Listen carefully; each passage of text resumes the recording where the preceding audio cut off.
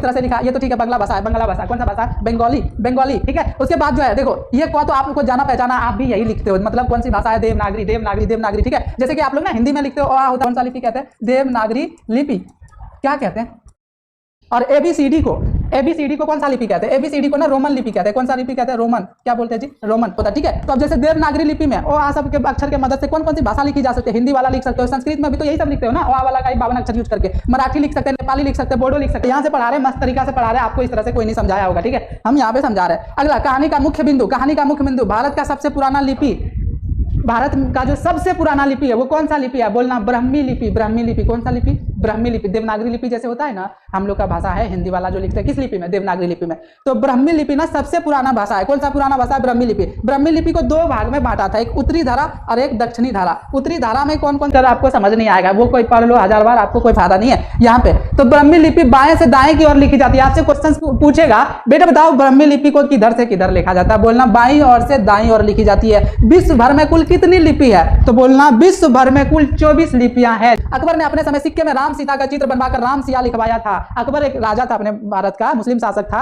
लेकिन वो जो है ना बहुत अच्छा लगभग भारत का राजा था, ठीक है। वो जो है ना जोधाबाई राजपूत से उसका तो और भी कई लोगों से मतलब शादी किए हुए थे, तो एक हिंदू से भी शादी, हिंदू लड़की से भी शादी किया था जिसका नाम है जोधा नाम था, है ना। तो वो जोधा जो है अपने राम भगवान को पूजा करता था, अपने ही घर में मस्जिद भी बनाया था और कृष्ण जी का राम भगवान का मूर्ति भी लगवाता था। तो वो क्या किया था, वो जो है ना उस टाइम जब वो राजा था तो उस टाइम क्या किया था, सिक्का बनवाया था। सिक्का पे जो है ना राम सीता का फोटो बनवाया था। किसका जी, राम सीता का फोटो बनवाया था। कौन, अकबर। पूछेगा राम सीता का फोटो सिक्के पर किसने बनवाया था, तो अकबर बनाया था, अकबर बनाया था। क्वेश्चन है देवनागरी लिपि के अक्षरों में स्थिरता कैसे आई, भैया बोले तो करीब 2 सदी पहले यानी 200 साल पहले जब देवनागरी लिपि का टाइपराइटर बने, टाइप बने, तब से जो है उसकी भाषा में स्थिरता आ गई। जी नमस्कार, कैसे हो आप लोग, उम्मीद कर रहे हैं सब बढ़िया होंगे, मस्त होंगे, और तुम लोग ढेर मुस्कुराओ, मारेंगे 2 चमेटा, ठीक है। ठीक है, तो याद देखो यहाँ पे, तो आप लोग जो है कैसे हो, बढ़िया हो। कल का क्लास कैसा लगा था, अच्छा लगा था, मजा आया था। तो आज आपको पास जो है नया चैप्टर लेके आ गए, क्लास 10th हिंदी का जो है 5वां चैप्टर, नाम है नागरी लिपि। नागरी लिपि क्या नाम है जी, और ये हमको लगता है हर बच्चे को जानना ही चाहिए इस चैप्टर को, ठीक है। नॉलेज के हिसाब से कॉपी किताब पढ़ाई के लिखाई 10वां में एग्जाम देना वो सब चीजें दूर होके ये आपको पता होना ही चाहिए ये नागरी लिपि क्या होता है, ठीक है, क्या होता है।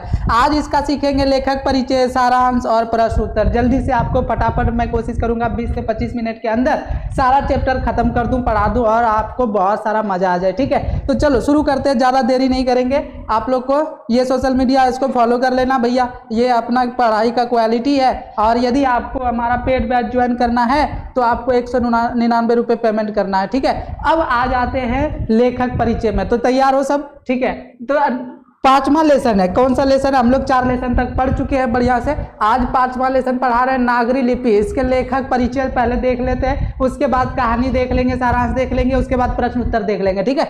तो चलो सबसे पहले आप लोग ध्यान देना, सबसे पहले ये ध्यान देना कि नागरी लिपि ना कोई कहानी नहीं है। आपके 10वां किताब में 3 ही कहानी है, 3 कहानी है। एक पहला दूसरा चैप्टर जो पढ़ रहे थे 20 के दांत, कौन से 20 के दांत, जो आपको बहुत मजा आया होगा पढ़ने में। और एगो है 6ठा चैप्टर में बहादुर। अभी जो पढ़ाएंगे ना 6ठा चैप्टर, उसमें आप बहुत हंस के थक जाओगे, बहुत मजा आएगा, कहानी है। और एक और 9वां 10वां चैप्टर है शायद, मछली चैप्टर का नाम है, मछली। तो आपके किताब में 3 कहानी है, 3 चैप्टर कहानी है, तीनों कहानी पढ़ोगे तो बहुत मजा आएगा। लेकिन बाकी बात ये सब बच्चा को बोरिंग लगता है, लेकिन हम आप टेंशन मत लो, आपका भैया है, ये आपको बोर होने नहीं देगा, बहुत मजा दिलाएगा। ये सब भी चैप्टर में चुटकी में याद करा देगा, सब कुछ करा देगा, ठीक है। तो अभी आप क्या करते हैं देखो ध्यान से, सबसे पहले लेखक परिचय सीख लेते हैं। ये विद्या लिख दिया है, आप विधा लिखना, ठीक है। तो सबसे पहले नागरी लिपि कौन सी विधा है, नागरी लिपि जो है ना निबंध है, क्या है, आप लोग पटाख से बोलोगे निबंध है। इसके लेखक कौन है, नागरी लिपि के लेखक कौन है, गुणाकार मूले, याद रहेगा। नागरी का लिपि का लेखक कौन है, गुणाकार मूले। इसके जन्म कब हुए थे, 1935 ईस्वी में। कब जन्म हुआ था, 1935 ईस्वी में। मृत्यु कब हुआ था, 2009 ईस्वी में। अभी इधर ही हुआ, ज्यादा पुराना नहीं है ना। स्थान कहाँ पे, इसका जन्म कहाँ हुआ था, कहाँ जन्म हुआ था, तो जन्म का स्थान जो है इसका महाराष्ट्र के अमरावती जिले में। गुणाकार मूले जी का जो जन्म हुआ था महाराष्ट्र के अमरावती जिले में, ठीक है। यहाँ तक क्लियर हो गया, यहाँ तक क्लियर है। अगला प्रारंभिक शिक्षा ये जो है शुरू में 9, 10 ये सब जो पढ़ाई करा था किस जगह से, कहाँ से करा था? तो गांव में ही रह के, गांव में ही आसपास, जैसे अभी आप लोग गांव में आसपास स्कूल में पढ़ते हो, ऐसे ही जो है गुनाकर मूले जी भी पढ़े थे। उसके बाद शिक्षा की भाषा क्या था, ये किस भाषा में पढ़ाई करते थे? जैसे आप लोग हिंदी भाषा में पढ़ते हो, गुनाकर मूले किस भाषा में पढ़ता है? तो गुनाकर मूले जी मराठी में पढ़ते थे, मराठी भाषा में। कौन से भाषा में? मराठी, ठीक है। कहाँ पे? मराठी। देखो, और जो है ना मराठी ये हो गया। अब यहाँ से एक पॉइंट और बना लेना भैया, ये थोड़ा ऊपर चला गया। तो यहाँ पर है इलाहाबाद में गणित विषय से मैट्रिक से एमए तक की पढ़ाई किया। जो है मैट्रिक में 10वां से लेकर के एमए तक जो पढ़ाई किया था गुनाकर मूले जी, किस विषय में? तो वो गणित विषय में। किस विषय में पढ़ाई करा था? गणित विषय में। क्या क्लियर हो गया? अब उसका प्रमुख रचना, सारे रचना तो हमने नहीं लिखा, आप किताब देख करके फटाफट लिख लेना। अक्षरों की कहानी है, भारत इतिहास और संस्कृति है, प्राचीन भारत के महान वैज्ञानिक है, मेंडलीफ है, सूर्य है, आदि है। इसका और भी बहुत सारे ये जो है ना, ये 25 साल में जो है 2500 से भी ज्यादा लेख लिख दिए हैं गुनाकर मूले जी, 2500 से भी ज्यादा, और इतने सारे किताब लिख दिए, कितना याद करोगे यहाँ पे? तो इसीलिए जो मेन था हम वहीं पर लिखे, ठीक है। आगे अब बढ़ते, लेखक परिचय आपका होता है खत्म। अब आपका शुरू करते हैं चैप्टर। क्या शुरू कर रहे हैं? चैप्टर। जल्दी से आपको ना नागरी लिपि होता क्या ये समझा देते फटाफट से। आपको दिख रहा उर्दू, बांग्ला, फारसी क्या क्या दिख रहा है यहाँ पे? क्या दिख रहा है आपको यहाँ पे? आप पिक्चर देख रहे हो ना, हम ना एक शब्द लिए हैं। जैसे हिंदी में लिखते हो को हर सही की, तो कैसे लिखते हो? आप एगो लेते हो क, इसमें जोड़ते हो क्या? हर सही। इसी को जो है ना अलग अलग भाषा में लिखे। देखो आप ये देख रहे हो, ये किस भाषा में है? तुम लोग बात नहीं करने बोले ना अभी, बनाओ। ये किस भाषा में है? देख रहे हो, ये क किस तरह से लिखा है, ये हर सही को इस तरह से लिखा है। ये तो ठीक है, बांग्ला भाषा है। कौन सा भाषा है? बंगाली, ठीक है। उसके बाद जो है देखो, ये क तो आपको जाना पहचाना, आप भी यही लिखते हो। मतलब कौन सी भाषा है? देवनागरी, ठीक है। जैसे कि आप लोग ना हिंदी में लिखते हो, आ होता है। हिंदी पढ़ने के लिए हिंदी किताब पढ़ोगे तो क्या पढ़ना पड़ता है? हर सही है ना, ये पढ़ना पड़ता है। उसके बाद जो है इंग्लिश किताब पढ़ना है तो कैसे पढ़ोगे? ABCD पढ़ना पड़ता है। क्या पढ़ना पड़ता है जी? ABCD पढ़ना पड़ता है। अब जो है ये जो अक्षर होता है जिसके वजह से हम भाषा को पढ़ पाते हैं, लिख पाते हैं, उसको लिपि कहते हैं। तो ठीक है, ये वाला जो ओ आ क जो 52 अक्षर है, इसको हम लोग बोलते हैं देवनागरी लिपि। कौन सा लिपि कहते हैं? देवनागरी लिपि क्या कहते हैं? और ABCD को कौन सा लिपि कहते हैं? ABCD को ना रोमन लिपि कहते हैं। कौन सा लिपि कहते हैं? रोमन। क्या बोलते हैं जी? रोमन। याद रहेगा। ABCD वाला जो अक्षर, आप लोग जो अलग अलग भाषा, वो उर्दू लिख रहा है कोई, वो कौन सा भाषा में लिखता? अब देखो हम लोग जैसे ABCD वाला में 26 अक्षर होता है। कितना अक्षर होता है? 26 अक्षर की मदद से ही कोई भी दुनिया का शब्द हो वो सब कुछ लिख सकते हैं। वैसे ही 52 अक्षर हिंदी में होता है, 52 अक्षर ओ आ वगैरह, ये सब को मदद से हम कोई भी दुनिया में शब्द लिखते हैं। उसी तरह अलग अलग मतलब लिपि होता है। एक होता है गुजराती वाला में को इस तरह से लिखता है। देख रहे हो कैसे को लिखा है? और हर सही को इस तरह से लिखता है। और ये हो गया की, ठीक है। अब वहीं देखो गुरमुखी लिपि, एक होता है गुरमुखी लिपि, वो किस तरह को लिखा है? इस तरह से। हर सही इस तरह से। एक है कन्नड़, कन्नड़ है ये, कन्नड़ भाषा में किस तरह से को लिखता है देखो, और हर सही को किस तरह से लिखता है। अब उसके बाद मलयालम में देखोगे तो को किस तरह से लिखा, हर सही को किस तरह से लिखा। उड़िया में लिखोगे, उड़िया भाषा इस तरह से होता है भैया, को आ, उसमें आ सब इस तरह से पढ़ता है। तमिल भाषा में को इस तरह से लिखता है। तेलुगु भाषा में इस तरह से लिखता है, ठीक है। तो आप लोग को तेलुगु वगैरह सब कुछ आता है। तो ये जो है ना भैया क्या है? लिपि है। तो हम लोग जो पढ़ते हैं, हम लोग जो हिंदी वाला अक्षर है वो कौन सा लिपि है? तो बोलना देवनागरी लिपि है। ऐसे ही टोटल दुनिया में कितने लिपि है? बहुत सारे लिपि। आगे और दिखाते। लिपि समझ में आ गया क्या होता है? लिपि जो भाषा होता है, ठीक है। तो अब जैसे देवनागरी लिपि में ओ आ सब के अक्षर के मदद से कौन सी भाषा लिखी जा सकती है? हिंदी वाला लिख सकते हो। संस्कृत में भी तो यही सब लिखते हो ना, ओ आ वाला का ही 52 अक्षर यूज करके। मराठी लिख सकते हैं, नेपाली लिख सकते हैं, बोडो लिख सकते हैं। ये सब जो है ना किस भाषा से? देवनागरी भाषा से। परीक्षा में पूछेगा देवनागरी भाषा से के मदद से कौन कौन सी भाषा लिखी जाती है? तो आप बोलना हिंदी, संस्कृत, मराठी, नेपाली, बोडो ये सब लिखी जाती है। उसके बाद रोमन, रोमन मतलब अंग्रेजी वाला में, अंग्रेजी वाला में क्या क्या लिखा जा सकता है? अंग्रेजी लिख सकते हैं, फ्रेंच लिख सकते हैं, German, Spanish, Italian, polish, Mizo, ये सब अंग्रेजी भाषा में लिख सकते हैं। पंजाबी में, पंजाबी किस लिपि में लिखते हैं? गुरुमुखी लिपि में, गुरुमुखी लिपि से पंजाबी भाषा लिखते हैं। फारसी से उर्दू लिखते हैं, अरबी लिखते हैं, फारसी लिखते हैं। फारसी लिपि जो होता है, फारसी लिपि होता है, जैसे देवनागरी लिपि हम लोग का, वैसे ही एक फारसी लिपि होता है जो उर्दू वगैरह लिखता है। कैसे टेढ़ा मुस्लिम सब इधर से ही उल्टा लिखता है, देखो पढ़ नहीं पाओगे, क्या क्या अटपटांग सा लिखता है, तो वो जो है ये होता है। फिर रूसी भाषा है, ऐसे बंगला भाषा, उड़िया लिपि है, असमिया लिपि है, इस तरह से बहुत सारे लिपियां हैं जो अलग अलग भाषा समझ में आता है। लिपि क्या होता है समझ में आ गया। ओ आ सब जो है वो देवनागरी लिपि, ABCD वाला रोमन, वैसे अदर अभी दिखाए वो सब है। ठीक है, क्लियर हो गया यहाँ तक? अब चलो थोड़ा सा डिटेल में, बहुत बढ़िया से पढ़ा रहे हैं, मस्त तरीका से पढ़ा रहे हैं, आपको इस तरह से कोई नहीं समझाया होगा। ठीक है, हम यहाँ पे समझा रहे हैं। अगला कहानी का मुख्य बिंदु, कहानी का मुख्य बिंदु, भारत का सबसे पुराना लिपि, भारत का जो सबसे पुराना लिपि है वो कौन सा लिपि है? बोलना ब्राह्मी लिपि, ब्राह्मी लिपि। कौन सा लिपि? ब्राह्मी लिपि। देवनागरी लिपि जैसे होता है ना, हम लोग का भाषा है हिंदी वाला जो लिखते हैं, किस लिपि में? देवनागरी लिपि में। तो ब्राह्मी लिपि ना सबसे पुराना भाषा है। कौन सा पुराना भाषा है? ब्राह्मी लिपि। ब्राह्मी लिपि को दो भाग में बांटा था, एक उत्तरी धारा और एक दक्षिणी धारा। उत्तरी धारा में कौन कौन सा, यानी उत्तर भारत में जो सब यूज होता है, हम लोग जो पढ़ते हैं, हम लोग में कौन कौन सी? गुप्त की लिपि, देवनागरी लिपि, शारदा लिपि, कुटिल लिपि। उत्तर भारत में, उत्तर धारा में जो है कौन कौन सी लिपि बोली जाती है? कौन कौन सी उत्तर भारत में कौन कौन सी जो है लिपि बोली जाती है? तो बोलना गुप्त की लिपि, देवनागरी सबसे ज्यादा यूज होता है, शारदा, कुटिल। और दक्षिण भारत में तमिल, तमिलनाडु, बेंगलोर, कर्नाटक ये सब चले जाओगे ना, तो तमिल, कन्नड़ ये सब भाषा बोले जाते हैं। तो कौन कौन सी? तेलुगु भाषा बोले जाता है। साउथ का मूवी देखते हो, कौन सा तेलुगु भाषा बोलता है ना, वही तेलुगु, तमिल, कलिंग, ग्रंथ, मध्यदेशी, पश्चिमी लिपि, ये सब दक्षिणी धारा में आता है। ठीक है, तो सबसे पुराना और भाषा जो है वो कौन है? ब्राह्मी लिपि। ब्राह्मी लिपि सबसे पुराना भाषा जो है वो कौन सा है? ब्राह्मी लिपि है। ठीक है, और ये चलो अगला, अब यहाँ तक क्लियर हो गया होगा।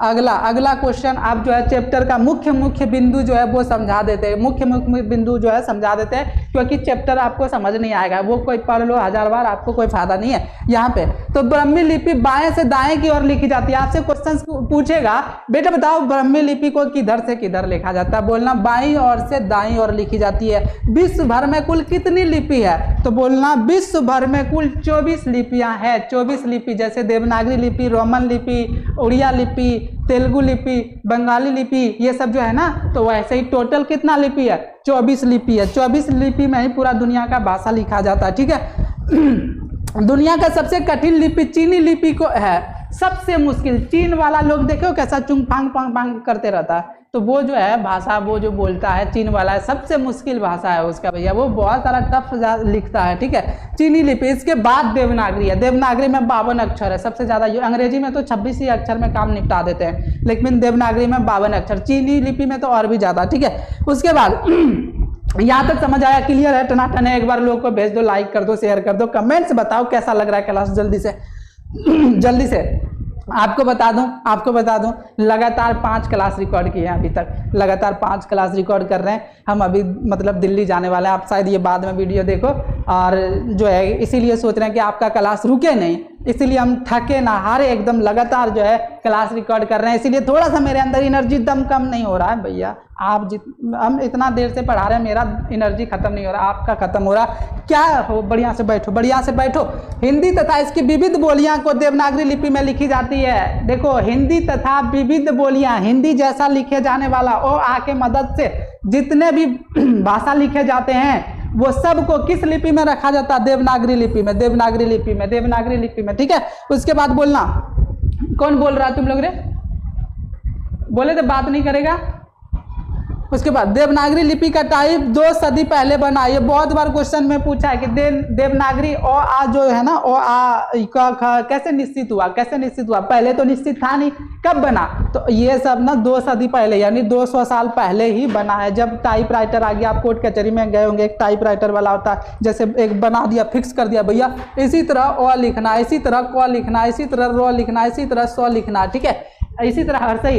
ये जब एक वो ना टाइपराइटर बना दिया और उससे टाइप करने लगा, तब जाके वो ना अक्षरों में स्थिरता आ गई। ठीक है, देवनागरी लिपि में कौन कौन सी भाषा लिखी जाती है, कौन कौन सी भाषा लिखी जाती है? तो हिंदी भाषा किस में लिखी जाती है? देवनागरी। मराठी, नेवारी, नेपाली, संस्कृत आता है। देवनागरी लिपि में कौन कौन सी भाषा लिखी जाती है? देखो, हिंदी तो ओ आ के मदद से ही लिखते हैं, मराठी भी ओ आ के मदद से ही लिखते हैं, ठीक है, नेपाली भी ओ आ के मदद से लिख लेते हैं, संस्कृत भाषा भी ओ आ के मदद से लिख लेते हैं, यानी यही वाला देवनागरी लिपि ही यूज करते हैं, ठीक है।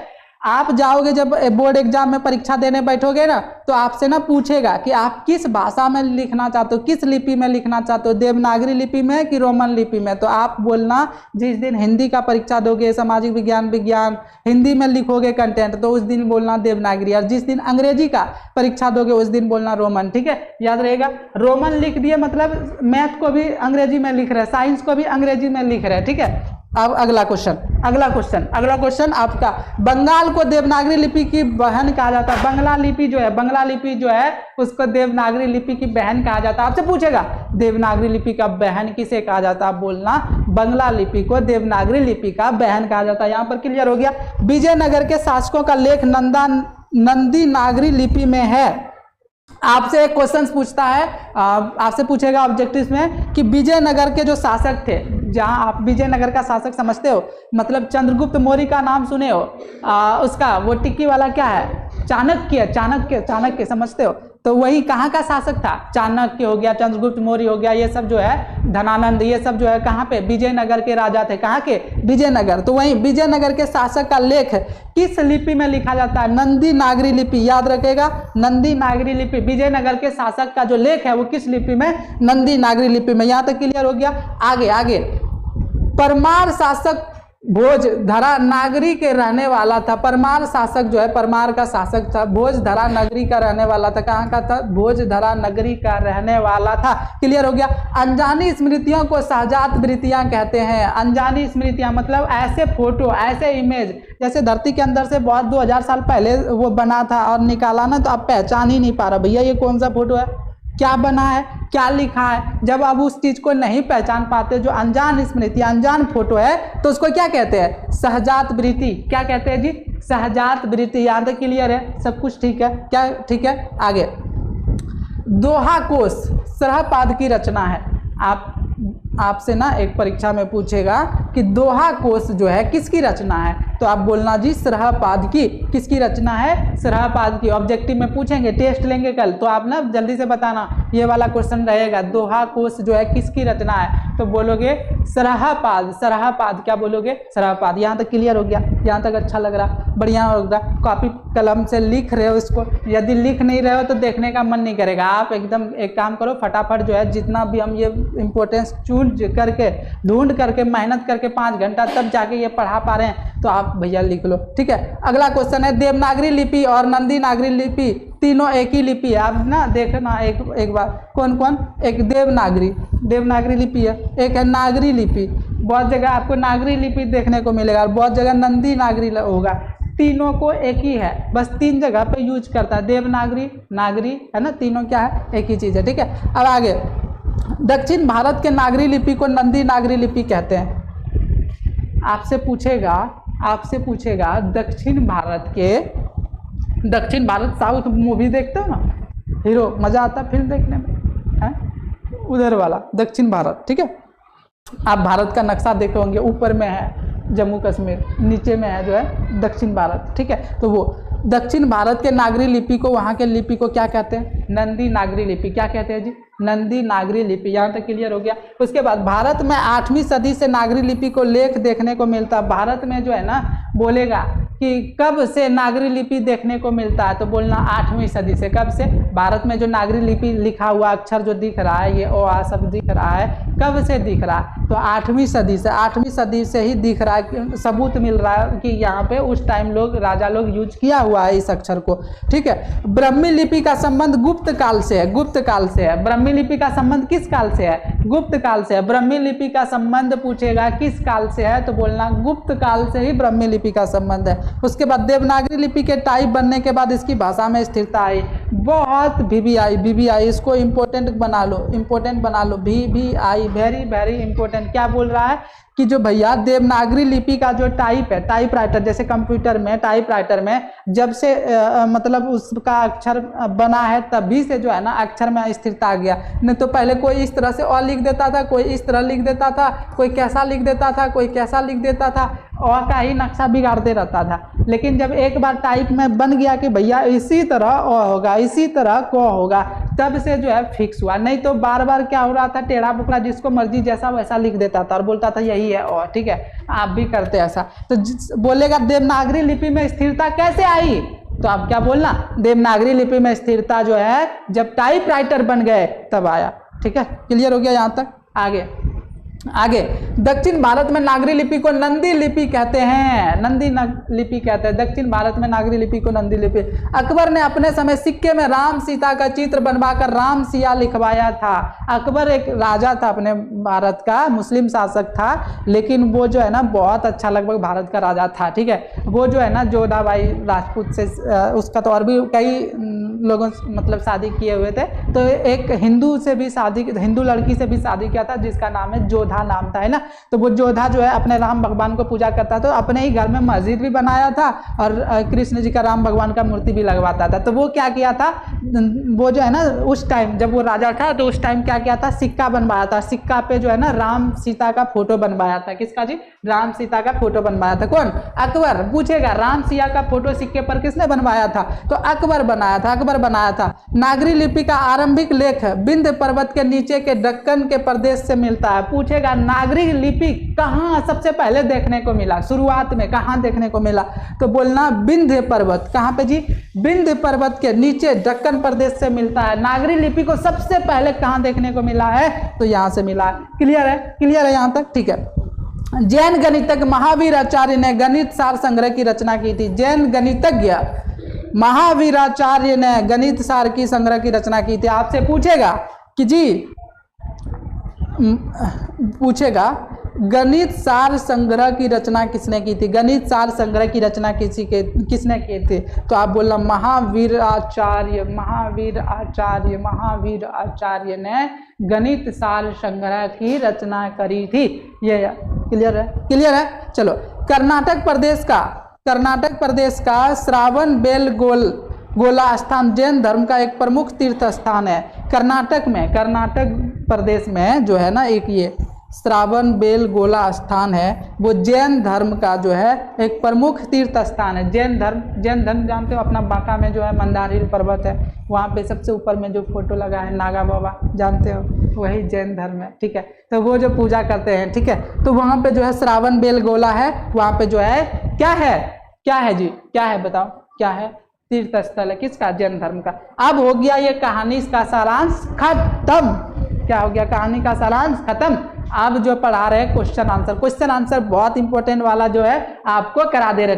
चलिए तैयार हो जाइए, फटाफट लिखने के लिए तैयार हो जाइए। कॉपी पेन निकाल लीजिए, फटाफट लिखिए। इस वीडियो रोकिएगा, जैसे हम समझा देंगे और आप फटाफट लिख लेना। ठीक है, स्क्रीनशॉट भी ले लो पहले फटाफट।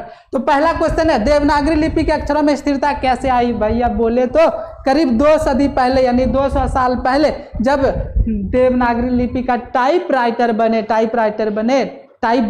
तब से जो है उसकी भाषा में स्थिरता आ गई। क्लियर हो गया। अगला क्वेश्चन है, देवनागरी लिपि में कौन कौन सी भाषाएं लिखी जाती है। देवनागरी लिपि में कौन कौन सी भाषा लिखी जाती है। कितना लॉलीपॉप हल्का क्वेश्चन था। देखो, देवनागरी लिपि में हिंदी, संस्कृत, मराठी, नेपाली इत्यादि भाषाएं लिखी जाती है। क्या लगा, मजा आया, अच्छा लग रहा है जी, हाँ बेटा अच्छा लग रहा। चलो देखो, लेखक ने किन भारतीय लिपियों से देवनागरी का संबंध बताया। लेखक ने किस भारतीय लिपियों से देवनागरी का संबंध बताया, जल्दी बताओ। लेखक ने बंगाली लिपि, नंदी लिपि, नागरी लिपि, ब्राह्मी लिपि इत्यादि का संबंध देवनागरी लिपि से बताया है। आपको मजा आ रहा। 3 क्वेश्चन लॉलीपॉप, इजी क्या तरीका से बताए हैं। देखो बाबू। अगला क्वेश्चन, नागरी लिपि के आरंभिक लेख कहाँ प्राप्त हुए, उनका विवरण में बताएं। नागरी लिपि का अभी तुरंत बताए थे ना रे मुन्ना, क्या बताए थे कि कहाँ से आरंभिक लेख मिला था, तो बोलो। नागरी लिपि के आरंभिक लेख हमें विंध्य पर्वत के नीचे के दक्कन प्रदेश से मिलता है। चलो आगे क्वेश्चन। अगला क्वेश्चन है, नागरी लिपि को देवनागरी लिपि देवनागरी क्यों कहते हैं, लेखक इसके संबंध में क्या बताते हैं, इसको ध्यान से देखो भैया। ये वाला ना हम थोड़ा सा वहाँ पे बताना भूल गए, तो यहाँ पर देख लो, नागरी लिपि को देवनागरी लिपि ही क्यों कहते हैं, दूसरा क्यों नहीं कहते हैं, क्यों नहीं कहते हैं? तो ध्यान से देखो यहाँ पे क्या है, नागरी लिपि को देवनागरी लिपि कहने का पीछे का लेखक के अनुसार कई कारण है। कुछ विद्वानों का मत है कि इस लिपि का प्रयोग सबसे पहले गुजरात के ब्राह्मण ने किया था। कहाँ के? गुजरात के ब्राह्मण ने किया था, इसलिए इसे देवनागरी लिपि कहते हैं। दूसरा, काशी के पंडितों का मत है कि काशी देवों की भूमि है और सबसे पहले इस लिपि का प्रयोग काशी में हुआ है, इसलिए इसका नाम देवनागरी लिपि कहता है। देखो क्या बोल रहा भैया, सबसे पहले ना बोल रहा देवनागरी लिपि का सबसे पहले जो बोला था, बोला गुजरात में जो है ना ब्राह्मण लोग थे, नागर ब्राह्मण। कौन सा ब्राह्मण? नागर ब्राह्मण। इसीलिए वो सभी सब क का शुरुआत करा था और उसी टाइम से जो है ना हम लोग जो है देवनागरी लिपि इसको बोलना शुरू कर दिए। कुछ जो ऋषि मुनि लोग हैं, देव मतलब वो पंडित साधु वगैरह है, वो कहते हैं कि हमारा जो काशी है, काशीनाथ जाने देवों का भूमि है, तो बोला यहाँ पे काशी है, देवों की नगर है, इसीलिए इससे देवनागरी लिपि रख गया। अलग अलग विद्वान का अलग अलग मत है, कोई निश्चित रूप से नहीं बता पाया कि सही कहाँ से है। तो जो जिसको मर्जी, कोई बोल रहा है काशी में जो है देवों का नगरी है इसीलिए देवनागरी रख दिया, कोई बोल रहा है गुजरात में नागर ब्राह्मण था इसीलिए नागरी लिपि रख दिया। अब पता नहीं किसने क्या लिखा, ये निश्चित नहीं, ये इस प्रकार लिख लो। आगे नागरी लिपि कब तक सार्वदेशिक लिपि था? नागरी लिपि कब तक सार्वदेशिक लिपि था? नागरी लिपि 8वीं 9वीं सदी में सार्वजनिक लिपि थे, क्योंकि इस समय संपूर्ण देश में लगभग इसी लिपि का प्रयोग हो रहा था। क्लियर हो गया? अगला क्वेश्चन है, गुर्जर प्रतिहार कौन था? गुर्जर प्रतिहार कौन था? फटाफट। गुर्जर प्रतिहार भारत के बाहर से आए थे, जो 8वीं सदी से पहले है। अवंती प्रदेश में अपना शासन खड़ा कर लिया था, बाद में उन्होंने कन्नौज पर भी अधिकार जमा लिया था। क्लियर हो गया यहाँ तक? क्लियर हो गया यहाँ तक बाबू? क्लियर हो गया? अब जो है ऑब्जेक्टिव टेस्ट होगा कल आपका ऑब्जेक्टिव टेस्ट होगा। यहाँ तक जो पढ़ा दिए थे, अब जो है ऑब्जेक्टिव टेस्ट लेंगे। पहले ये वाला जो पढ़ाए इसको लिखो, फेयर करो, नोट्स बनाओ, याद कर लो, और फिर इसका कल टेस्ट होगा। ठीक है, तो बाय बाय।